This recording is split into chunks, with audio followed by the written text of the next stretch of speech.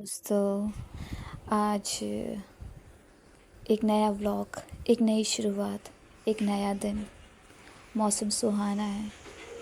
ऐसे ही भाव आ रहे थे कि एक कहानी के रूप में बताना चाहूँगी कि हम कहते हैं ना कि भगवान परमात्मा हमारी नहीं सुनते। तो दोस्तों, ये गलत है। परमात्मा हमारी नहीं सुनते। एक ऐसी ही कहानी है कि 20 साल से एक आदमी जो एक भक्त है, वो भगवान की भगवत गीता 20 साल से रोज़ पढ़ रहा था। तो एक दिन भगवान ने उसकी परीक्षा लेने की सोची। और परीक्षा क्या थी? उसके पास गए और कहने लगे कि भक्त, तू सोच रहा है कि मैं तेरी भगवत सुन के खुश हूँ? तो मैं बिल्कुल खुश नहीं हूँ। तो वहाँ से भक्त इस चीज़ को सुनकर बड़ा खुश होता है। तो भगवान पूछते हैं, अरे भाई, मैं तुझसे कह रहा हूँ कि मैं तेरी चीज़ों से खुश नहीं हूँ।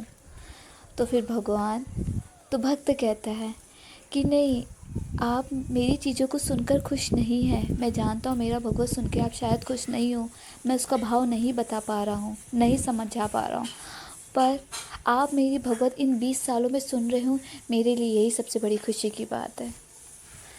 तो कहने का भाव बस इतना कि परमात्मा हमारी हर एक चीज़ सुनता है। वो इतना करीब है कि हमारी हर एक शब्दों को, हर एक भावों को, चाहे वो भाव प्रेम रूप हो, चाहे वो भाव किसी भी रूप में हो, तो परमात्मा हमारा हर एक भाव सुनते हैं। नकारात्मक भाव, सकारात्मक भाव, निंदा भाव, या फिर ईर्ष्या भाव, या फिर प्रेम भाव।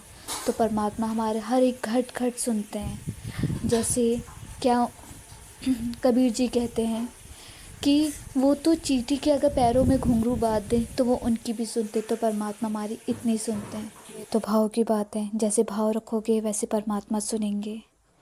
तो बस यही कि अगर कहानी पसंद आए तो आप लाइक करिए, सब्सक्राइब करिए और कमेंट में बताइए कि कहानी कैसे लगी आप लोगों को। और फिर अगले ब्लॉग में मिलते हैं जी।